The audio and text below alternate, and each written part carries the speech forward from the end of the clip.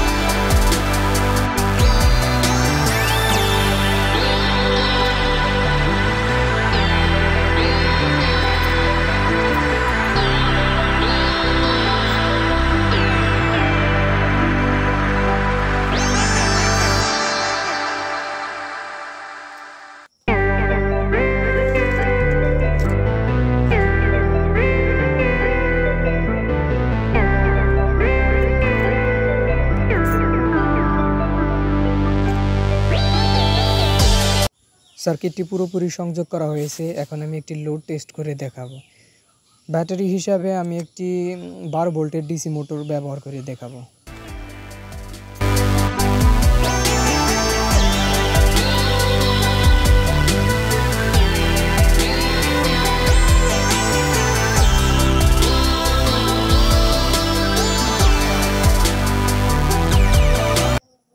এটা দিয়ে চাইলে বড় ব্যাটারিও চার্জ করতে পারেন, তবে ডায়োডগুলো আরও ভালো মানের দিতে হবে।